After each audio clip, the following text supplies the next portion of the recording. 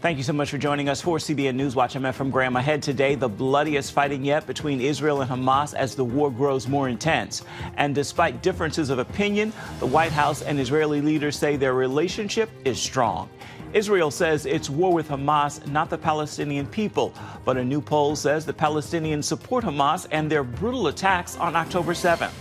Despite the current war, we're going to hear from one real estate business leader who tells CBN News why he thinks the future for Israel's economy is bright and why better days are ahead for the Jewish state. And here at home, Congressional Republicans vote to begin an impeachment inquiry into President Joe Biden as his son Hunter has his own showdown with Republicans. Those stories and more today on CBN NewsWatch. This is CBN NewsWatch. We begin this half hour in Israel as the battle between Hamas is getting even more intense, with this week seeing one of the bloodiest days of the war. And amid differences of opinion, the White House and Israeli leaders continue to insist their relationship is on solid ground. CBN News Middle East Bureau Chief Chris Mitchell brings us the story now from Jerusalem. After President Biden's comments about a change in Israel's government, the White House declared that despite its concerns, U.S. support for Israel is not diminished. The president yesterday reflected the reality of global opinion, which also matters. Our support for Israel is not diminished. But we have had concerns, and we have expressed those concerns about the prosecution of this military campaign, even while acknowledging that it's Hamas that started this, and it's Hamas that is continuing it. Israel's defense minister also recognized the differences with the U.S., but believes the two nations will continue to work together. That's the key and the base. They want our success, and we are aware we must do so while taking their needs into account and without giving up on the goals of the war. In one of the IDF's bloodiest days in Gaza Tuesday, 10 Israeli soldiers, including several commanders, died in a Hamas ambush. Yesterday we had a very difficult day, and every day we have precious boys who fall. The true heroes of Israel. My heart and our hearts go out to both the fallen and the families. We know their lives have changed, and with that I want to say in the clearest way what I just said to the commander in the field. We continue to the end. Nothing will stop us. We will go to the end, to victory, no less than that. With the progress in the field and the surrender of hundreds of Hamas fighters, Netanyahu says he believes Hamas is starting to break. However, in the West Bank, a wartime opinion poll released Wednesday showed Palestinian support for Hamas is rising. The poll also revealed 90% say Palestinian Authority President Mahmoud Abbas should resign. This undermines the U.S. goal of having the PA rule Gaza after the war. On Wednesday, families of Americans taken hostage by Hamas met with Biden at the White House. They expressed thanks to the president and hope that they might soon be reunited with their loved ones. It was a terrific meeting and conversation. I think we all came away feeling that as families of hostages, of American-Israeli hostages, which are 8 out of a total of 138 hostages, we felt that, and we felt before, and we were only reinforced in seeing and believing that we could have no better friend in Washington or in the White House than President Biden himself and his administration. We love a Christmas miracle. We would love all of our loved ones to come back and be with us for Christmas. So when you talk about the Pope, our hope is that he and others like himself will influence these people in the Middle East that are all actors in this part of getting these hostages out. And our Middle East Bureau Chief Chris Mitchell joins us now from Jerusalem with more. So, Chris, let's begin with the hostages. Are there hopes to see any more set free? Well, definitely. The Israeli government is doing what they can. They're meeting with the families of the hostages. You know, for Israelis in the war cabinet, it's been the same balancing act since the very beginning of the war. On the one hand, they want to free the hostages. On the other hand, they want to defeat Hamas. Sometimes these goals are complementary, but many times, Ephraim, they're at odds with each other. That's why it's so difficult for the war cabinet to make these decisions. And why, if you look back on October 7th, why Hamas kidnapped so many, and because they knew Israelis that are kidnapped are powerful bargaining tools. You remember many years ago there was one Israeli soldier, his name was Gilad Shalit. He was traded for more than 1,000 Palestinian prisoners, including the head of Hamas in Gaza right now, Yahya Sinwar. That's why Hamas was expecting, after October 7th, to be able to bargain those hostages for many Palestinian prisoners. Chris, yesterday, Tuesday, is being described as one of the bloodiest days of the war so far. What can you tell us about the latest in fighting? Well, it was a Hamas ambush. Initially, there were 4 soldiers that got cut off from their group. Others came to help them, but Hamas had video surveillance on the area. They actually used one of the tunnels in the area to attack. There were 10 who died in the fighting, not only soldiers, but several commanders. And it's an example of how the IDF fights. Many of the commanders fight on the front lines, not in the rear guard. We actually here knew somebody that was involved in the fighting. Thankfully, they weren't hurt or killed in that. But as I mentioned before, Ephraim, you know, almost everybody here knows somebody that's in the war. I was at the dry cleaners the other day. I just visited them. The manager has a son there. The owner has a grandson in Gaza. Israel's like a family. So the 10 soldiers being killed the other day was really a blow here in Israel. I can imagine. Now, despite some pressure from international leaders on Israel, leaders there say they will press ahead with the war despite what the world is saying. Is the Israeli government just going ahead regardless of world opinion? You know, in many ways they are. October 7th, Ephraim, was really a game changer for Israel. They can't undo what happened that day, but they can change what happens next. And that's why you see the resolve of Netanyahu, Defense Minister Gallant, and others. For Israel, they feel this is really a matter of survival for themselves. So world opinion really is not as important this time around. And we've talked before about something called the Begin Doctrine, which named after Menachem Begin, a former Israeli prime minister. And that basic doctrine says we'll do what we need to do to protect the Jewish state. Israel is the only place we have, and especially now after October 7th, I think that explains some of the resolve, despite world opinion, for Israeli leaders. Chris, we've heard President Biden talk about Israel's, quote, indiscriminate bombing. National Security Council spokesman John Kirby said Israel has gone to lengths to protect civilians even the United States might not have done. How serious is Israel about those measures?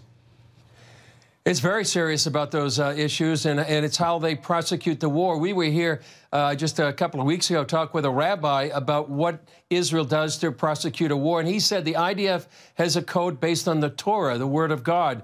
He said it's one of the most restrictive codes of conduct in the world, actually more restrictive than the United States. And that's why John Kirby said what he said. Israel goes to lengths the U.S. probably wouldn't have done in the same situation. Kirby highlighted the map that Israel gives out to people of Gaza to get out of harm's way. He said that's sort of like telegraphing your military punches. The rabbi we talked to said he's proud the way the IDF fights, but he's got a son and a son-in-law in the battle in Gaza, so he's concerned about them since that kind of codec really puts soldiers in harm's way.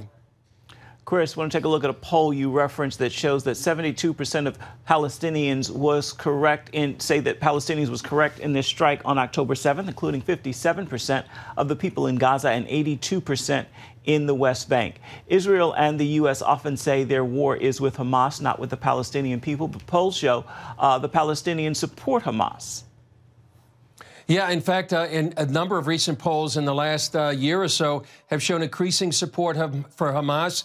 People are dissatisfied with the Palestinian Authority and President Mahmoud Abbas. You know, that also poll said 90% are dissatisfied with Abbas. They're considered corrupt and out of touch. And that's why Abbas is, I think it's now the 16th year of a 4-year term. So if elections would be held now, Hamas would win. And that really doesn't bode well for the United States wanting to have the Palestinian Authority rule in the Gaza Strip. If they ever were put in power, it remains to be seen if the people there in Gaza would really want them to be there. What's been happening in northern Israel between Israel and Hezbollah? Well, you know, ever since the beginning, since October 7th, there's been a constant conflict right there. It's a low-scale war right now, Ephraim. And the question is, will Gaza, after Gaza, presuming the war is Israel defeats Hamas. Will it be the next big front? Israel really can't live with the north of Israel uninhabited. You have thousands of Israelis evacuated. Many are living in hotels, some of them right here in Jerusalem. So it's really long-term an untenable situation for Israel. Hezbollah knows that, so they're content to keep up the fighting and keep those Israelis out of their homes. The big question, will Israel launch a preemptive strike? And another big question is, will Hezbollah launch a war against Israel, given a green light by Iran? All right, Chris Mitchell reporting for us from Jerusalem. As always, remember, many people here back at home are praying for you and our entire CBN News team there in Jerusalem. Thank you. Coming up, despite all the hardships faced by Israel in the midst of its war with terrorists of Hamas, one real estate expert says the strong economy and creative technology sector means better days are ahead for the Jewish state. We're going to hear from him. We've got the story for you when we come back.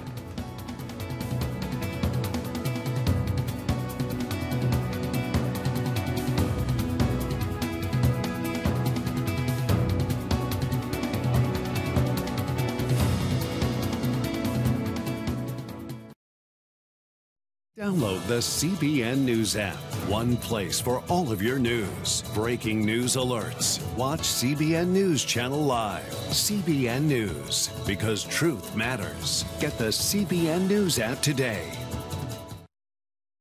With the war against Hamas still raging in Gaza, is it a good time to invest in Israel? On this week's episode of The Global Lane, Israeli real estate mogul Ilan Bracha appears hopeful. Although the fight remains difficult, he believes Israel's strong economy and innovative technology promise better days are ahead. As a soldier in the Israeli army, in Golani, which really in the middle of the battle right now, aggressively, in Gaza, I can tell you that the war that we have right now, it's the magnitude is it's something that we didn't expect or didn't see coming. We're fighting hard, and the support is coming from here. It's very, very important. Obviously, we don't feel it on the street there is some groups that's thinking, or maybe uneducated groups, that doesn't understand the level of terror organization we're going against, and how important it's for us as Israel for the safety, but it's for the safety of the world, because it's things like that we feel like you see the scalability of it, and think about the scalability of losing control on people that feel like it's okay to do what Hamas doing, and let's copy them. How is this war itself changing Israel and the people? I saw one report that said Israelis need to brace themselves for economic hardship in the years ahead, but I know you see some positives too. Tell us what you see happening. So I think in one way, obviously, every time there is a war or things like that happening, that's another terror, and we got some terror attacks in the past. It stopped the economy, right? It's like everybody's shocked for a minute. It's like any other cycle. And right now you see like some kind of a shift because of the data that you receive globally. People thinking maybe I should have a place in Israel. Maybe I should buy real estate. Real estate is something that I know. We're doing it for 25 years, so we always study it and we see the trend. And you can figure it out that there is some kind of something coming up. Maybe it's a short trend, but it could take and escalate to a bigger one. And people thinking maybe I should take a piece. Maybe it's part of support of Israel. Maybe just like as a Jewish, I should have my piece in Israel, so for the safety of it. You'd think that with the war economy, though, that housing prices would go up, the market would be tight. Are there good deals there? Why should people buy property in a country at war with Hamas rockets falling on neighborhoods? Obviously, in a situation like that, you feel like there is no demand. But we have a shortage in Israel of a supply for many, many years. So we constantly have a growing demand because of the growing country in general. And also people's coming back. And now people saying, oh, no, maybe I should have some kind of investment property there just to have it when I need it, as a fallback. And, it's a beautiful country. It's a very, strong economy. And I don't see something like that. I can see something like that escalating and being bigger, and more people will buy just to have a piece of it. Some experts say the war may cost the Israeli economy about $500 billion over 10 years. So do you expect Israel will come out of this stronger? Yeah, it's funny that we're looking at Israel. Think about for a second as CEO of mega companies. How many cycles we have in America or in global economy that you see CEOs handling it constantly, those cycles, the down cycles, the up cycles. And I think, if you're looking at Israel as a company, for example, a very, very strong company, we have enough leadership to go and manage those cycles, and we prove it for the last 75 years. So it's constantly, do you trust the leadership of today? And it's not politics leadership. Think about all the entrepreneurs leaders that came out. We are a startup nation in Israel. We have technology to the highest level where we're growing strongly. And because of it, if you trust those leaders, you're saying, okay, they will go out of it. They will think, because as a CEO, you're always thinking, a few years. You live in the future in a way for your company. Okay, Ilan Bracha, CEO of IB Global, thank you for sharing your time and insights. We appreciate it. Thank you for your support. Thank you so much. Also on this week's episode of The Global Lane, the spiritual price of political science and how men can cope with the added financial stress of the Christmas season. You can catch The Global Lane tonight on the CBN News Channel. It begins at 8 Eastern. You can also see it on the CBN News app or watch on YouTube. Still ahead here at home, Congressional Republicans vote to move ahead with an impeachment inquiry into President Joe Biden over the opposition of Democrats. We're going to look at that case as well as the developments on President's son, Hunter. We've got the story right after this.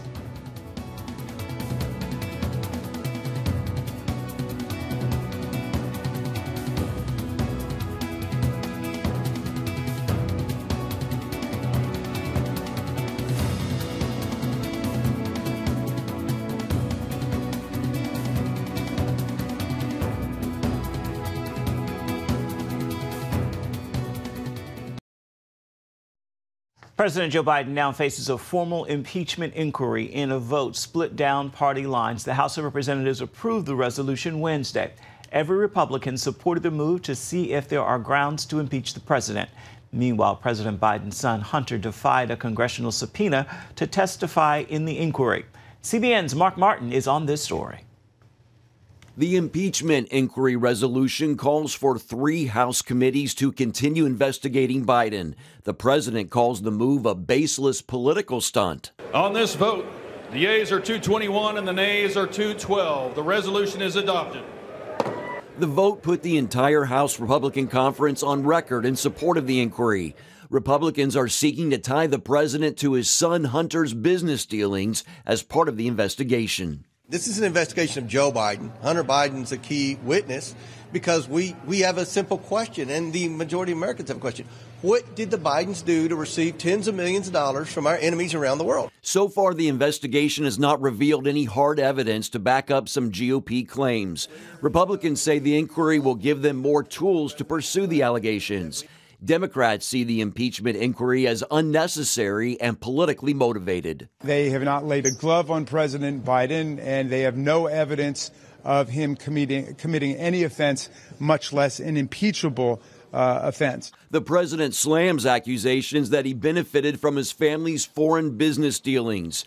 He released a statement saying, instead of doing anything to help make Americans' lives better, they are focused on attacking me with lies. Meanwhile, Hunter Biden defied a subpoena to testify before House lawmakers Wednesday, instead speaking out publicly on Capitol Hill, the first time since 2 criminal indictments were handed down against him. And in the depths of my addiction, I was extremely irresponsible with my finances. But to suggest that as grounds for an impeachment inquiry is beyond the absurd. It's shameless.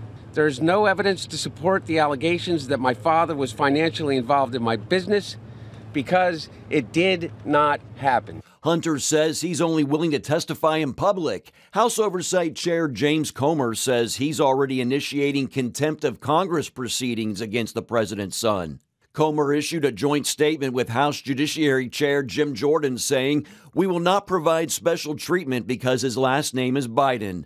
Hunter says his lifelong struggle with alcoholism and drug abuse shouldn't be pulled into the impeachment investigation. They belittled my recovery, and they have tried to dehumanize me, all to embarrass and damage my father, who has devoted his entire public life to service. Approving the months-long impeachment inquiry ensures the investigation will extend well into the 2024 presidential race. Mark Martin, CBN News. Coming up, a woman in Uganda gives birth to twins. Nothing unusual about that except for the remarkable age of this new mother. We're going to bring you her surprising story when we come back. You're watching CBN NewsWatch. Stay with us.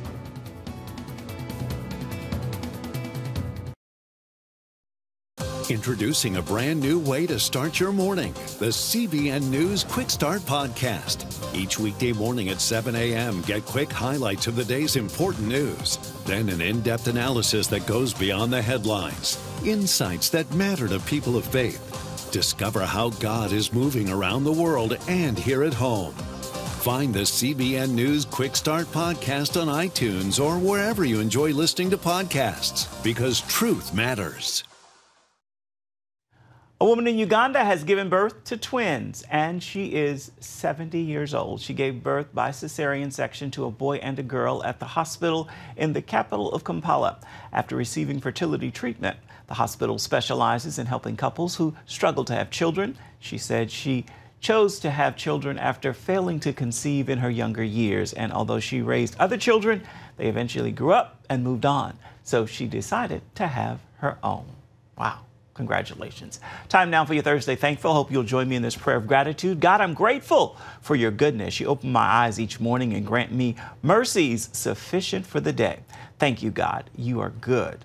God, you are good. God, you are good. God, you are good. With that prayer of gratitude, I encourage you and me to make today a Thursday full of Thanksgiving. Well, that will do it for this edition of CBN NewsWatch. I want to remind you, you can always find more of our news programs on the CBN News channel. You can also find them online at any time. That's cbnnews.com. Let us know what you think about the stories you've seen here today by emailing us, newswatch@cbn.com. And of course, you can always reach out and touch us on Facebook, Twitter, and Instagram.